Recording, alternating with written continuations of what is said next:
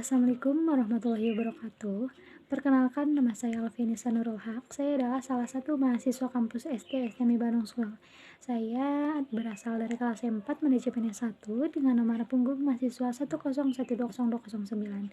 Saya di sini akan memenuhi tugas yaitu mempresentasikan salah satu materi yaitu dengan berjudul pembuatan keputusan taktis dari mata kuliah akuntansi manajemen. Simak video selanjutnya. Apa sih yang dimaksud dengan keputusan taktis? Menurut Hansen dan Wauman, keputusan taktis merupakan suatu tindakan berskala kecil yang bermanfaat untuk tujuan jangka panjang. Pengambilan keputusan taktis terdiri atas pengambilan di antara berbagai alternatif dengan hasil yang langsung atau terbatas. Nah, yang selanjutnya di sini ada model pembuatan keputusan taktis. Nah, bagaimana sih perusahaan membuat keputusan yang baik? Nah, untuk yang pertama, cara perusahaan membuat keputusan yang baik yaitu mengenali dan menemukan masalah terlebih dahulu. Yang kedua, mengidentifikasi setiap alternatif yang mungkin menjadi solusi yang layak dari permasalahan, serta menghilangkan alternatif yang tidak layak. Untuk yang selanjutnya, kita juga harus mengidentifikasi biaya dan manfaat, mana yang relevan dan yang tidak relevan, dan menghapus biaya yang tidak relevan dari pertimbangan yang berhubungan dengan setiap alternatif yang layak. Nah, untuk yang selanjutnya kita juga harus menghitung total biaya dan manfaat yang relevan dari masing-masing alternatif. Yang selanjutnya, memberikan pertimbangan dan penilaian terhadap aspek kualitatif dari masing-masing faktor, misalnya kualitas bahan baku dan kendalaan sumber pasokan. Yang terakhir, kita juga harus membuat keputusan dengan memilih alternatif yang memberikan manfaat terbesar secara keseluruhan. Nah, yang selanjutnya, di sini ada etika dalam pengambilan keputusan taktis.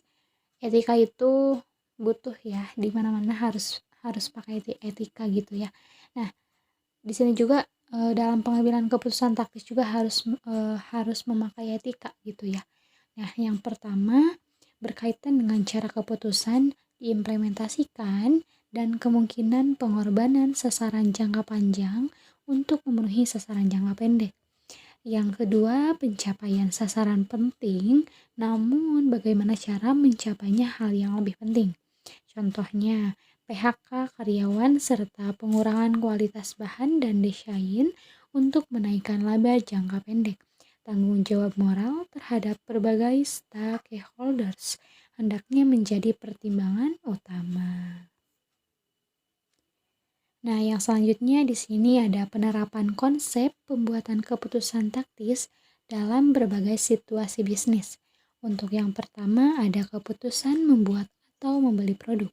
Untuk yang kedua, keputusan meneruskan atau menghentikan produksi. Untuk yang ketiga, keputusan terhadap suatu pesanan khusus. Untuk yang keempat, keputusan bauran produk. Dan yang terakhir ada keputusan penetapan harga produk. Nah, kita jelaskan satu persatu. Nah, yang ke satu di sini ada keputusan membuat atau membeli produk. Manajer sering dihadapkan pada keputusan untuk membuat sendiri atau membeli komponen yang akan digunakan dalam proses produksi.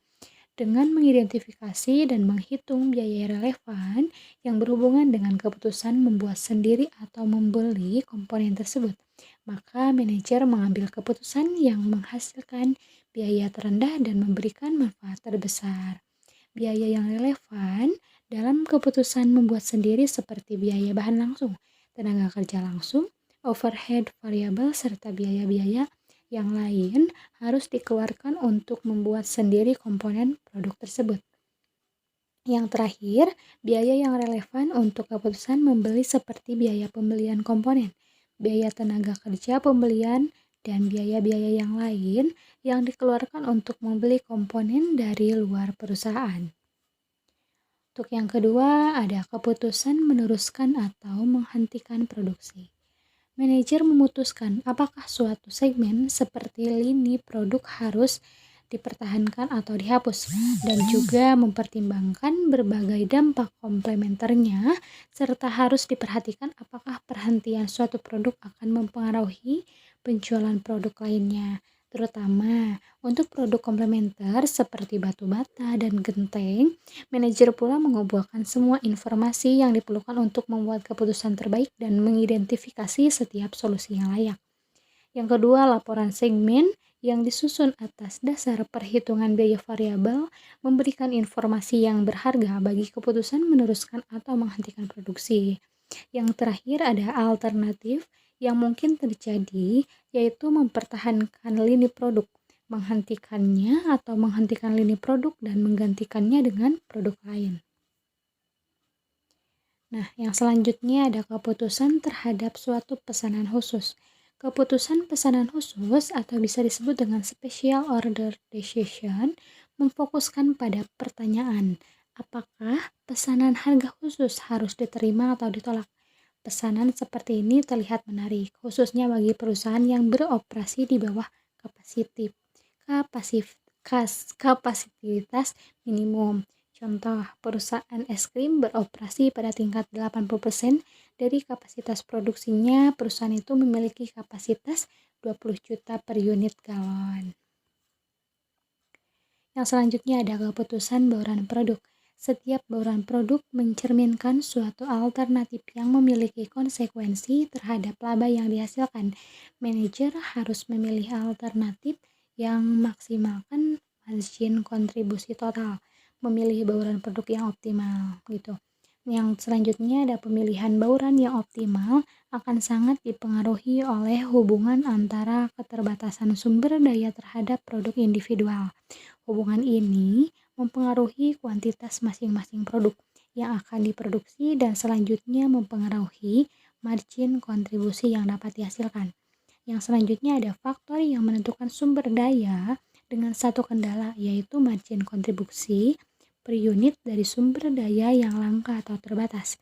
Maka, produk yang menghasilkan margin kontribusi tertinggilah yang dipilih untuk diproduksi. Yang terakhir, sedangkan sumber daya dengan banyak kendala gitu ya. Solusi bauran produk dilakukan dengan menggunakan teknik pemrograman linier. Yang selanjutnya di sini ada keputusan penetapan harga produk. Penetapan harga berdasarkan biaya, yaitu perusahaan akan menetapkan harga memulainya dengan biaya, dengan menghitung biaya produk dan menambahkan laba yang diinginkan. Penetapan harga berdasarkan perhitungan biaya target, yaitu menentukan biaya produk atau jasa berdasarkan target harga yang mampu untuk pelanggan bayarkan. Dimulai dari harga untuk menentukan biaya. Divisi pemasaran menentukan karakteristik produk dan harga yang pantas. Kemudian menjadi tugas dari lini produk untuk mendesain dan mengembangkan produk dengan struktur biaya dan laba sesuai dengan harga yang ditetapkan. Nah, di sini juga ada aspek hukum dan keadilan dalam penetapan harga. Nah, prinsip dasar dari peraturan hukum dalam penetapan harga adalah mendorong persaingan yang sehat dan mencegah terjadinya kolusi untuk menetapkan harga dan menyingkirkan pesaing dari bisnis. Standar masyarakat mengerti keadilan sangat penting dalam penentuan harga. Perilaku yang tidak etis dalam penetapan harga berkaitan dengan usaha mendapatkan keuntungan secara tidak adil dari pelanggan, seperti menaikkan harga barang dalam kondisi bencana untuk mengambil keuntungan. Terima kasih. Mungkin itu saja yang dapat saya sampaikan tentang materi pembuatan keputusan taktis. Semoga dengan adanya penyampaian ini saya memenuhi tugas UAS semester 4 akuntansi manajemen. Terima kasih. Wassalamualaikum warahmatullahi wabarakatuh.